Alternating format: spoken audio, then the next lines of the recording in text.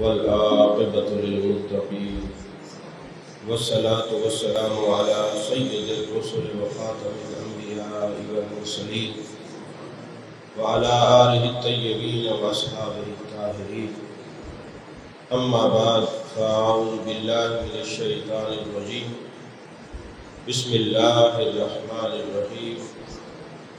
لقد جاءكم رسول من أنفسكم عزيز عليه ما عنتم حريص عليكم بالمؤمنين رؤوف رحيم. صدق الله العظيم وصدق رسوله النبي الكريم الأمين. إن الله وملائكته يصلون على النبي يا أيها الذين آمنوا صلوا عليه وسلموا تسليما.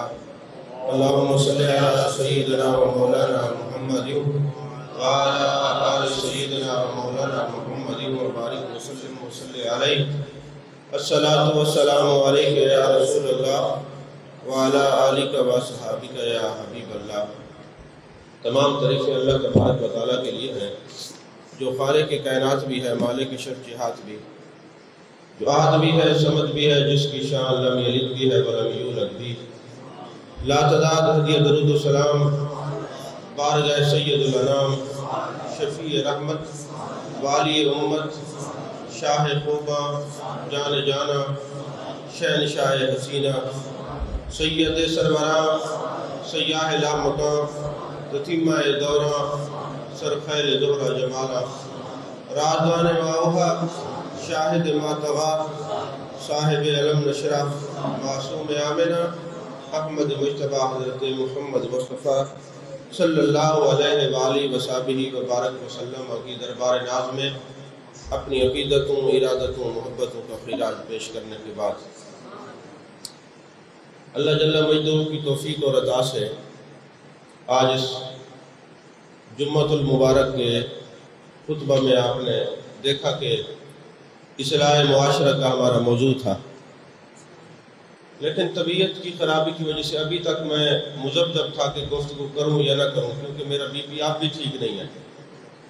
اور اب تو یہ پوزیشن ہے، الفاظ پڑھتے ہیں نا، لکھا کچھ اور ہوتا ہے، پڑھا کچھ اور جاتا ہے. تو دعا کریں اللہ تبارک و تعالیٰ صحت کاملہ عطا فرمائے. عزیزان محترم، میرے آقا کریم صلی اللہ علیہ وآلہ وسلم نے فرمایا خیر الناس من ینفع الناس. تم میں سے سب سے بہترین بندہ وہ ہے جو لوگوں کے کام آئے، لوگوں کو نفع پہنچائے. ہمارے معاشرے میں مختلف معیار لوگوں نے قائم کیے. کسی نے کہا کہ جی فلاں بندہ نماز بہت پڑھتا ہے، بہت اچھا ہے، نماز پڑھنی چاہیے، فرض ہے. زکوٰۃ دیتا ہے، بہت اچھا ہے. حج ادا کرتا ہے، بہت اچھا ہے. فرمایا یہ تو فرائض ہیں، ان کو تو ادا کرنا لازمی ہی، پکی بات ہے، ان کو ادا کرنا لازمی ہے، لیکن تم میں سے بہتر وہ ہے جو لوگوں کو زیادہ نفع پہنچائے. اور بھی مقام ہے خیرکم من تعلم القرآن وعلمہ. تم میں سے بہتر وہ ہے جو لوگوں کو قرآن سیکھے اور سکھائے، یہ بھی ہے.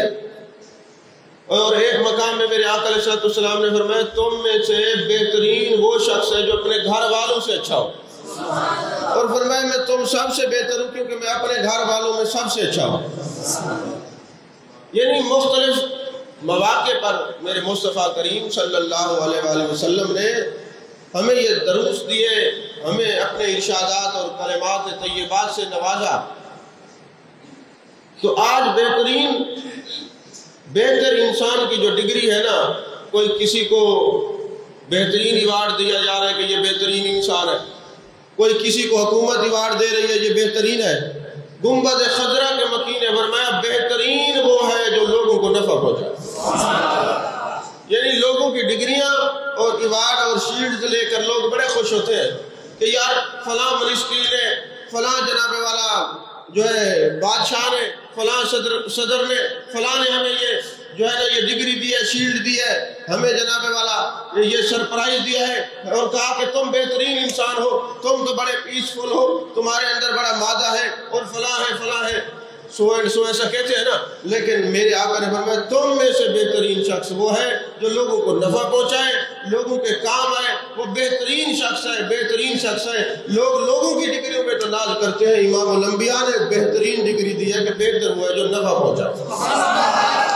ہمیں اس بات پر بھی غور کرنا چاہیے کہ وہ انسان جو کسی کے کام آتا ہے، ان کو نفع پہنچاتا ہے، میرے آقا علیہ السلام نے فرمایا وہ بہترین ہے۔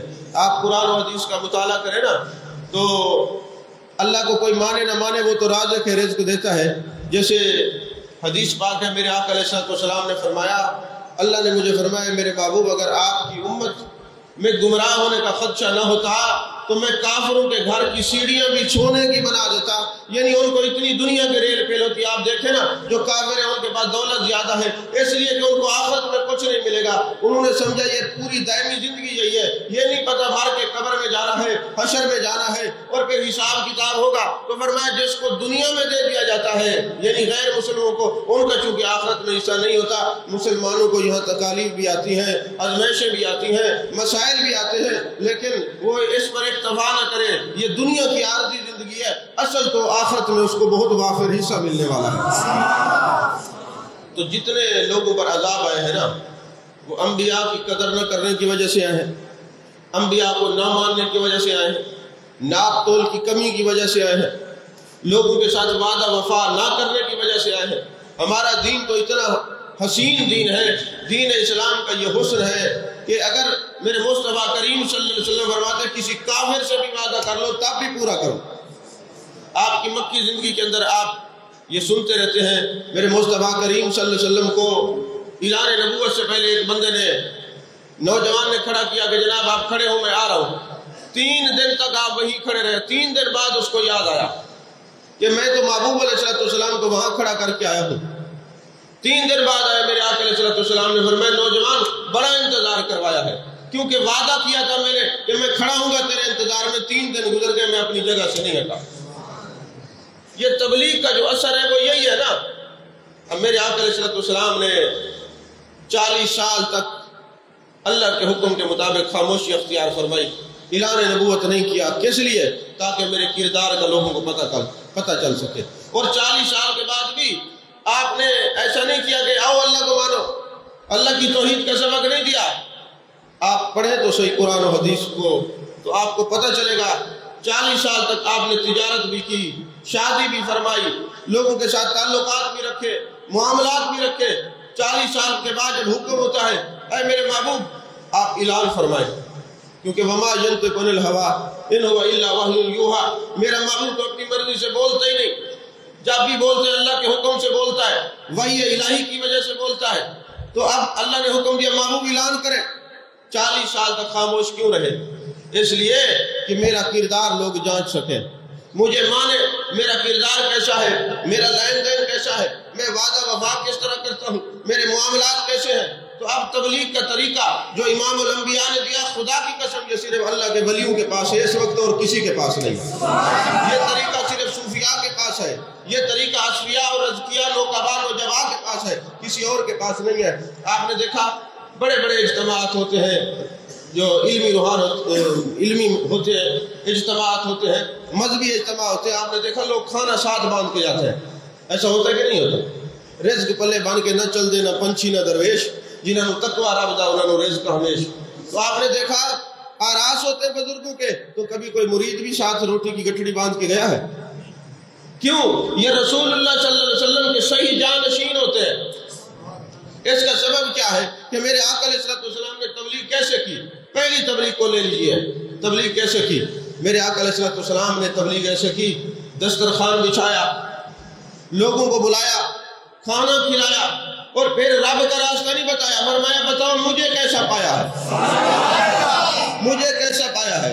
تو لوگوں نے کہا حضور ہم نے آپ کو صادق اور امین پایا ہے۔ تو پتہ چلا تبلیغ کا راستہ یہی ہے کہ تم لوگوں کو بلاؤ، دسترخوان بچھاؤ، کھانا کھلاؤ، اپنا آپ مناؤ، پھر خدا کا راستہ بتاؤ، یہ ہے اصل تبلیغ کا راستہ۔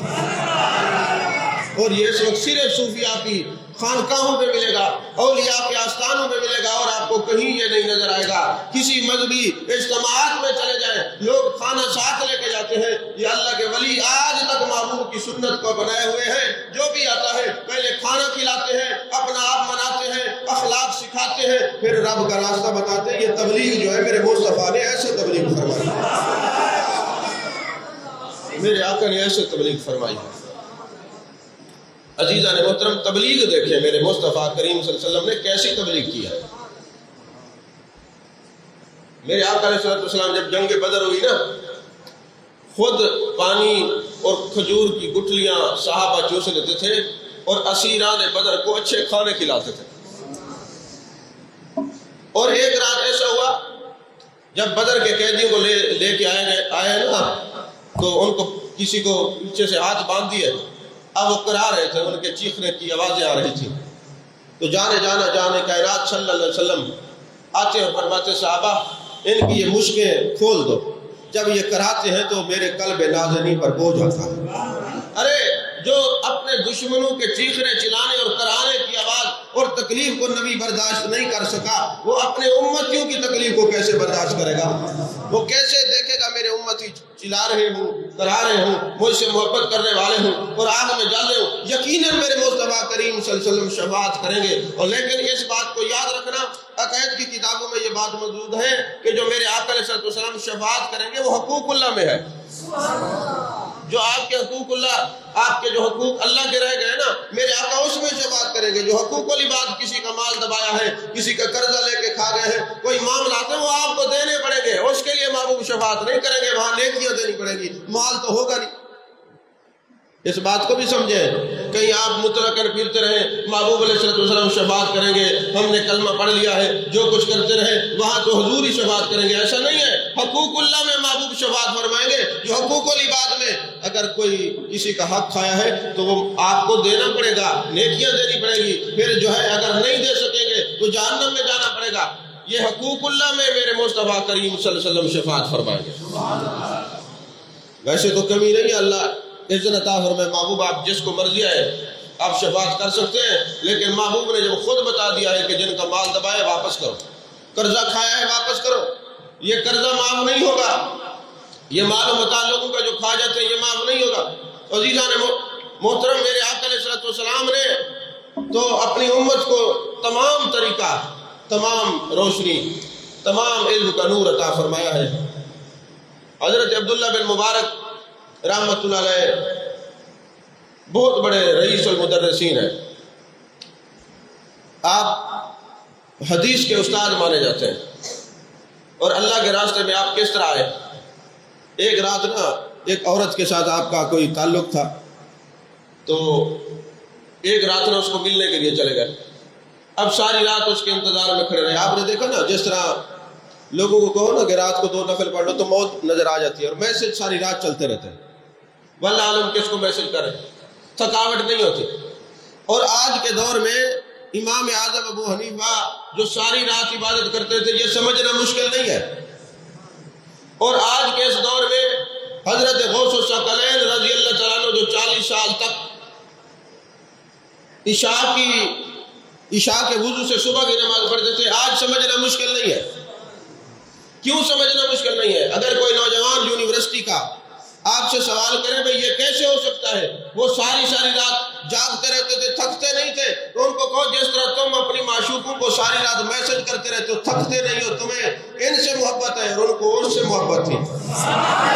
تو جو مخلوق کی محبت میں گم ہو جائے وہ تو ساری رات تھکتا نہیں، اس کو نیند کی پرواہ نہیں ہوتی، رات کی پرواہ نہیں ہوتی، وہ ساری رات جاگتا رہتا ہے، اور جس کو خالق سے پیار ہو جائے اس کو کیسے تھکاوٹ محسوس ہوتی ہے؟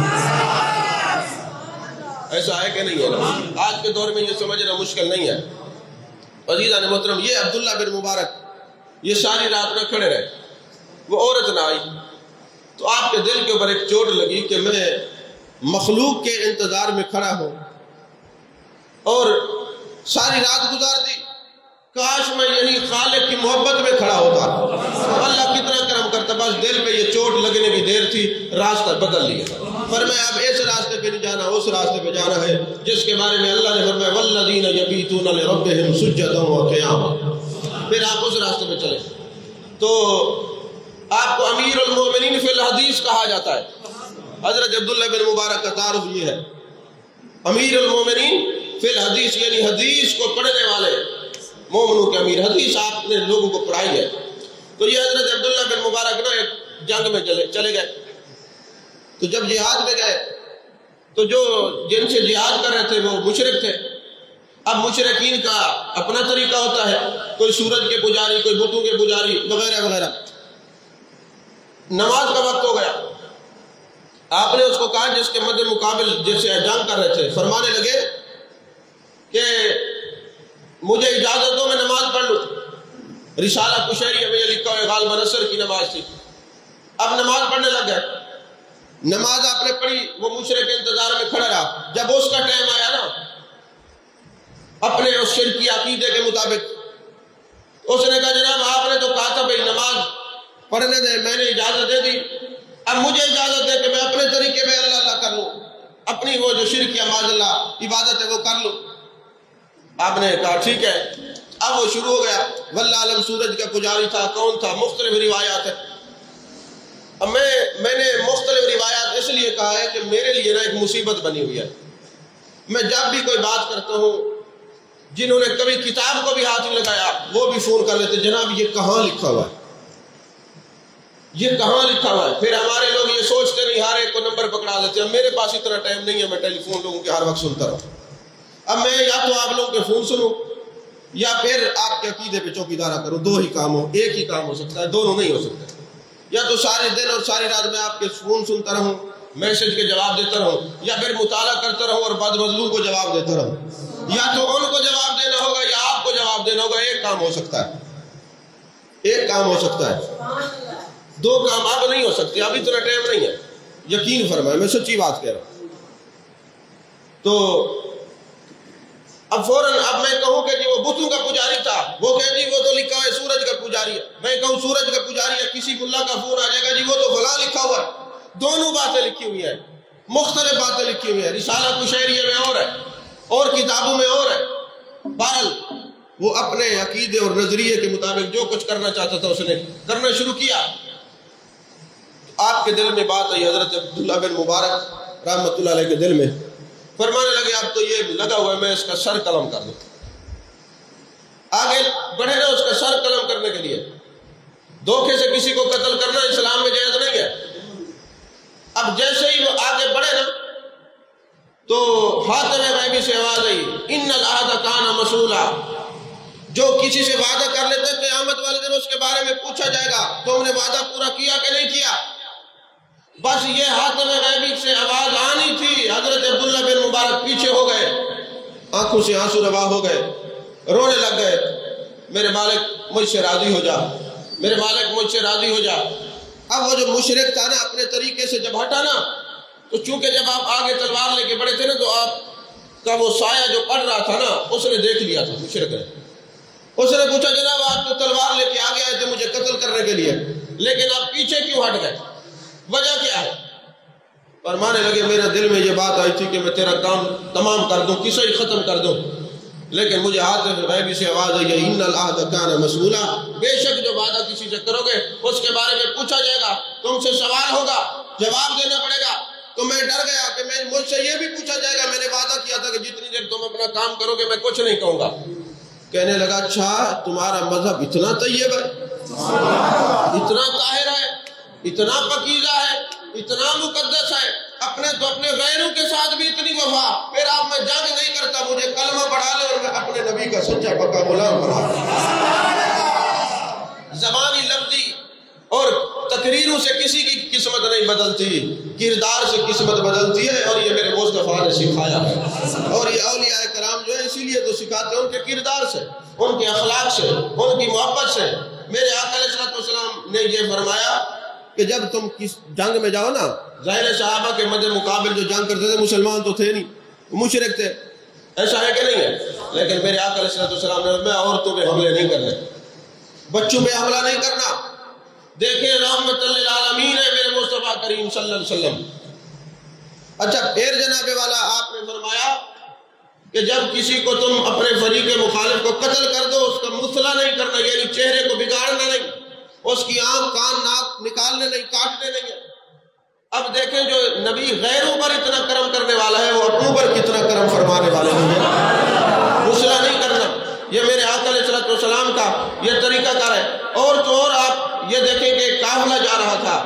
میرے مصطفیٰ کریم صلی اللہ علیہ وسلم نے دیکھا کہ ایک جانور کتیا اپنے بچوں کو دودھ پلا رہی ہے. میرے آقا نے فرمایا جمیل کدھر ہو؟ جمیل بن سراقہ. حضرت جمیل بن سراقہ آگے ہوئے، فرمایا ادھر کھڑے ہو جاؤ، جب تک یہ پورا لشکر گزر نہ جائے کوئی اس کو تکلیف نہ پہنچائے. تم کھڑے رہو، کسی جانور کا پاؤں نہ آ جائے، کوئی اس سے چھیڑ خانی نہ کرے. ارے جو نبی جانوروں کا اتنا خیال کرنے والا ہے، اس اشرف المخلوقات کا کتنا خیال کرنے والا ہے.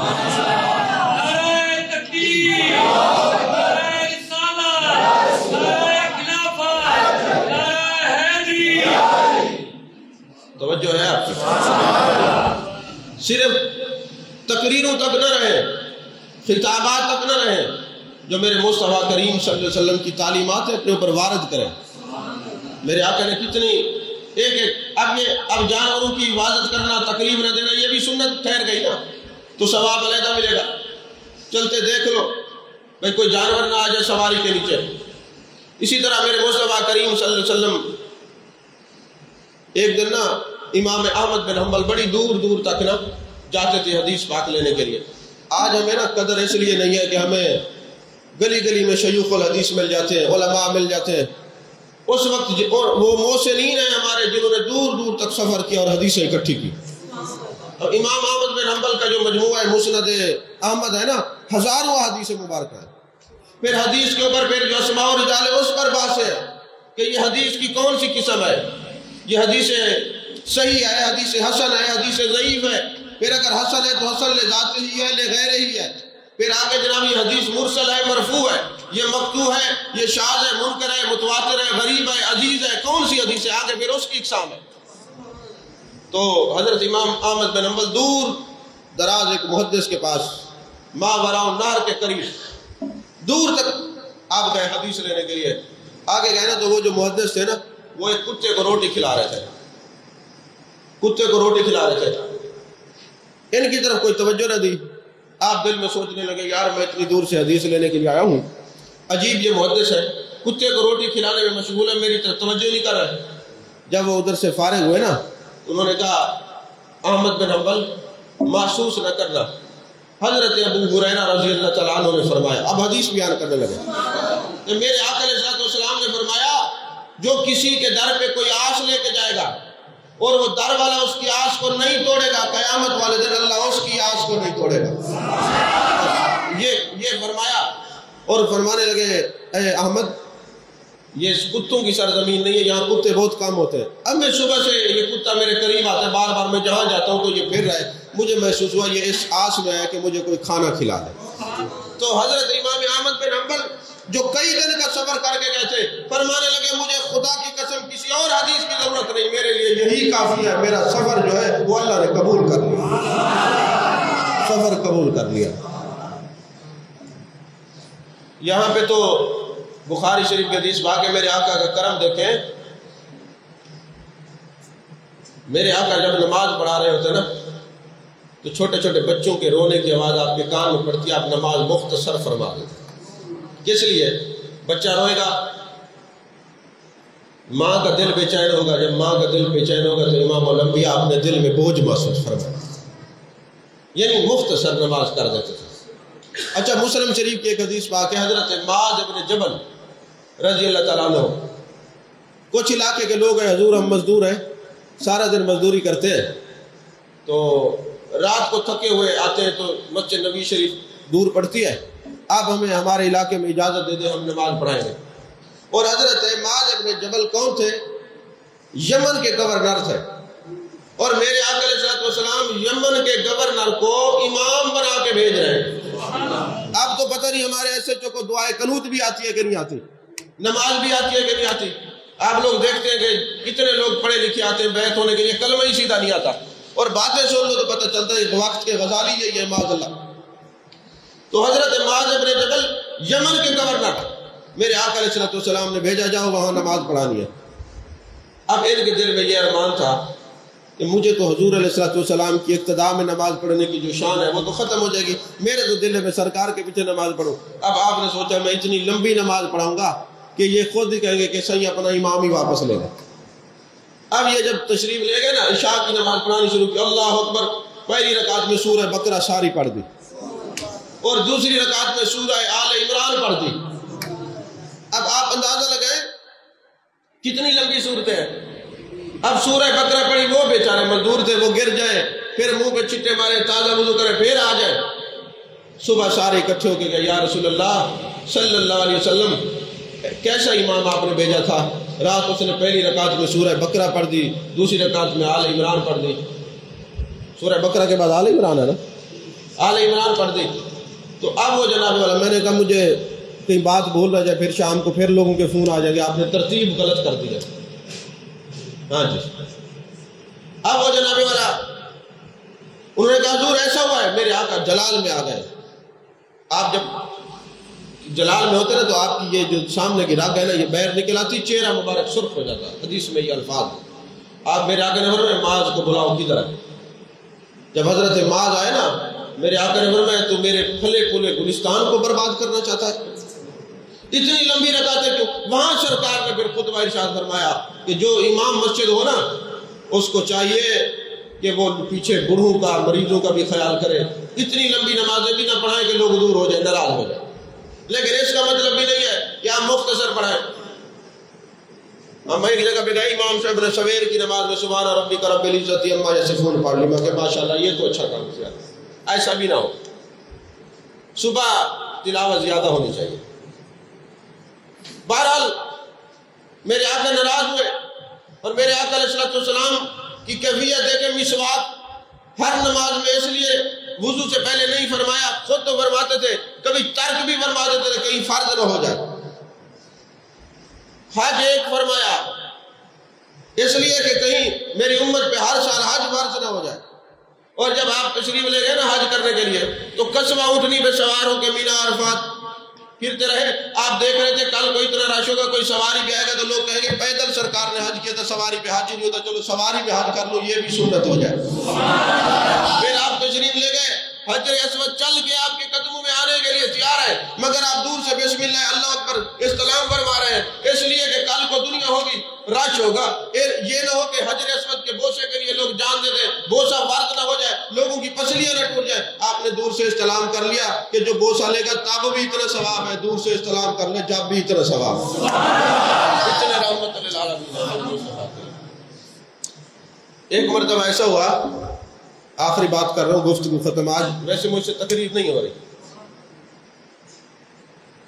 دور دراز سے دوست آئے ہیں، ان کی وجہ سے میں نے کہا چلیں کچھ لے کے جائیں۔ میرے آقا اتنے کریم ہیں، اتنے کریم ہیں۔ سلطان محمود غزنوی کا نام آپ نے سنا ہوگا، ان کے والد کا نام ہے سلطان سبکتگین۔ سلطان سبکتگین کوئی بادشاہ نہیں تھا، کوئی جدی پشتی رئیس نہیں تھا، کوئی امیر نہیں تھا۔ جو لوگوں کو امیر بننے کا خیال ہے نا، وہ بھی میری بات توجہ سے سن لیں۔ اب وہ جناب والا سلطان سبکتگین ایک آدمی کے پاس ملازم تھا، اور ان کو شوق تھا کہ شکار کروں گا۔ جس کے پاس بھی یہ ملازم کھڑے ہوتے ان کو کہتے ہفتے میں ایک دن مجھے اجازت دینا، شکار کروں گا۔ یہاں میں جو مسئلہ بتا دوں، شکار ضرورت کے ساتھ جائز ہے، شوق کے ساتھ جائز نہیں ہے۔ شوق کے ساتھ شکار کرنا منع ہے شریعت کے اندر، ضرورت کے ساتھ جائز ہے۔ اب یہ جناب والا چلے گئے شکار کرنے کے لیے، عام ہیں، غریب ہیں، مزدور ہیں، لوگوں کے پاس نوکری کرتے ہیں سبکتگین۔ بڑی دور جانے کے بعد نا آپ کو ایک چھوٹا سا ہرنی کا بچہ نظر آیا۔ آپ نے وہ ہرنی کا بچہ نا اپنی جو گھوڑے پہ سوار ہو کے گئے تھے اپنے ساتھ بٹھایا، اور کہتے ہیں چونکہ میں ڈر رہا تھا مغرب ہو گئی تو یہاں درندے ہوں گے، خونخوار جانور ہوں گے، کہیں مجھے کھا نہ جائے، تو کہتے ہیں میں نے سر پٹ گھوڑا دوڑایا، اور میں جب شہر آیا ایک جگہ کنویں پہ پانی پینے لگا تو میں نے دیکھا میرے پیچھے ایک ہرنی بھی آئی ہوئی ہے، وہ بھی دوڑ کے آئی ہے۔ اب ہرنی کی دوڑ اور گھوڑے کی دوڑ میں فرق ہے، طاقت کا فرق ہے، معیار کا فرق ہے۔ اب فرماتے ہیں کہ جناب والا میں بڑا حیران و پشیمان ہوا کہ یہ کیسے آ گئی، تو پتہ چلا کہ جو بچہ میں اٹھا کے لایا تھا نا وہ اسی ہرنی کا بچہ تھا، اور اس ماں کی آنکھوں میں آنسو تھے، گویا وہ یہ کہہ رہی تھی کہ یہ بچہ مجھے دے دو، یہ بچہ پیاسا ہوگا، بھوکا ہوگا، اس نے دودھ نہیں پیا ہوگا۔ جب کہتے میں نے اس ہرنی کی کیفیت کو دیکھا، میرے آنسو نکل آئے، میں نے کہا یار ماں تو ماں ہوتی ہے، اگر جانور کی ماں نہیں کیوں نہ ہو؟ تو میں نے ساری زندگی شکار کیا ہے، اگر آج یہ بچہ اس ہرنی کو واپس کر دوں گا تو کیا ہو جائے گا؟ کسی جانور پر رحم کر لوں گا تو اچھی بات ہے، کوئی مسئلہ نہیں۔ میں نے وہ بچہ جو ہے ہرنی کو واپس کر دیا۔ اب وہ اوپر بھی دیکھتی ہے، مجھے بھی دیکھتی ہے، پتہ نہیں اس نے کیا دعا دی۔ وہ تو سب کا مالک ہے نا، رب العالمین ہے نا، میرے آقا رحمت للعالمین ہے، وہ سب کا رب ہے، یہ سب کے لیے رحمت ہے۔ فرماتے ہیں وہ ہرنی کبھی اوپر دیکھے کبھی مجھے دیکھے، اپنے رب سے پتہ نہیں کیا کلام کر رہی تھی۔ جب وہ یہاں سے چلی گئی میں دور تک دیکھتا رہا، میرے آنکھوں سے آنسو تھے کہ دیکھو ماں کی ممتا کتنا تڑپتی ہے اپنی اولاد کے لیے۔ وہ چلی گئی، رات کو جب میں سویا میری آنکھیں بند ہوئی، دل کی آنکھیں کھلی، جانے جانا کی زیارت نصیب ہوئی، جانے کائنات کی زیارت ہوئی۔ میرے مصطفیٰ کریم صلی اللہ علیہ وسلم تشریف لائے، فرمایا سبکتگین تم تو مزدور تھے، تم کوئی بڑے پیسے والے نہیں تھے، امیر نہیں تھے، تم نے ایک جانور پر رحم کیا ہے، آخر میں اس کا بھی تو رسول ہوں نا، اور صرف الخلق کے کافہ، جتنی چیزیں اللہ نے تخلیق کی سب کا رسول ہوں۔ تو اس نے اللہ کی بارگاہ میں تیری سفارش کی ہے، ہم تجھے بادشاہت کا تاج پہنانے کے لیے آئے ہیں، اس وقت کا بادشاہ تو ہی بنے گا۔ حضور میں مزدور ہوں، فرمایا اس لیے تجھے بادشاہ بنایا جا رہا ہے کہ جو جانوروں پر اتنا رحم کھاتا ہے، اگر انسان تکلیف میں ہوں گے تو کتنا رحم دل ہوگا، اس لیے تجھے بادشاہ بناتا ہوں۔ تو میرے آقا نے تاج سلطانی پہنایا، آنکھ کھلی تو کچھ دن بعد بادشاہ بنے، پھر یہ سلسلہ رکا نہیں، پھر بیٹا سلطان محمود غزنوی بنا، یہ فاتح تھا اور یہ حضرت ابوالحسن خرقانی کا مرید تھا، اور اکثر اور بیشتر آپ کو محبوب علیہ السلام کی زیارت ہوا کرتی تھی۔ یہ جو درود لکھی ہے نا، اس کے بارے میں مشہور ہے، یہ حضرت سلطان محمود غزنوی کو میرے آقا نے بتایا تھا، کیونکہ آپ روزانہ 1,00,000 مرتبہ درود شریف پڑھتے تھے۔ اب 1,00,000 مرتبہ درود شریف پڑھنے پہ کتنا وقت لگتا ہے؟ تو میرے آقا کی زیارت نصیب ہوئی۔ میرے آقا نے فرمایا سلطان محمود غزنوی تو نے لوگوں کو دیکھنا ہوتا ہے، معاملات دیکھنے ہوتے ہیں، مسائل سننے ہوتے ہیں، دربار کے معاملات ہوتے ہیں، یہ ایک دفعہ پڑھ لیا کر اللہ تجھے 1,00,000 کا ثواب عطا فرمائے، اتنے کریم ہے۔ تو آج اصلاح معاشرہ کے حوالے سے میں نے اتنا ہی عرض کرنی تھی، اپنے معاملات درست کریں، جن سے وعدے کیے ہیں ان کو نبھائیں، اور جن کا مال دبایا ان کو واپس کریں، قرضے دینے ہیں لوگوں کے لوٹائیں، کوئی ناراضگی ہے تو اللہ کے لیے لوگوں کو معاف کر دیں، لوگوں اپنے دل کو صرف اور صرف اللہ اور اس کے رسول کی محبت کا مرکز بنائیں، بغض چھوڑ دیں، حسد چھوڑ دیں، چغلی چھوڑ دیں، کینہ چھوڑ دیں، ہر انسان کو اپنے آپ سے بہتر سمجھے، اپنے آپ کو کم تر سمجھے، یہی زندگی ہے، پھر عبادت کا نور چہرے پہ آئے اگر معاملات درست ہوں گے۔ اگر معاملات درست نہیں، نمازیں پڑھتے جائیں، جتنا بڑا محراب ہو جائے کوئی فائدہ نہیں دے گا، زکوٰۃ حج ادا کرتے رہے کوئی فائدہ نہیں دے گا۔ ہاں ہو سکتا ہے کسی پر رحم کر لے، کسی بیوہ کے سر پہ ہاتھ رکھ لے، یتیم کے سر پہ ہاتھ رکھ لے۔ میرے آقا نے فرمایا کہ جس گھر میں یتیم ہوتا ہے اس کی پرورش کی جاتی ہے، عرش کے فرشتے اس گھر کو محبت سے دیکھتے ہیں، وہ گھر ایسے چمکتے رہتے ہیں جیسے اوپر سے دیکھو نا، نیچے سے دیکھو تارے نظر آتے ہیں، اوپر والوں کو نیچے تارے نظر آتے ہیں۔ پوچھا جاتا ہے اس گھر میں اتنا نور کیوں، اتنی روشنی کیوں؟ کہ جی اس گھر میں یتیموں کو عزت دی جاتی ہے، اس گھر میں یتیموں کو کھانا کھلایا جاتا ہے، اس گھر میں یتیموں کو کپڑے پہنائے جاتے ہیں۔ اور میرے آقا نے فرمایا اگر تمہارا دل سخت ہو جائے اور عبادت کا ذوق ختم ہو جائے تو کسی یتیم بچے کو پکڑ کے اس کے سر پہ ہاتھ پھیرو، تمہارا دل نرم کر دیا جائے گا، تمہارے دل میں ذوق عبادت اڈیل دیا جائے گا۔ تو دوستو زندگی فانی ہے، زندگی کا کوئی پتہ نہیں، کسی وقت بھی انسان دنیا سے چلا جائے گا۔ اپنے معمولات بھی بہتر بنائیں، اپنے معاملات بھی بہتر بنائیں۔ وآخر دعوانا الحمدللہ رب العالمین۔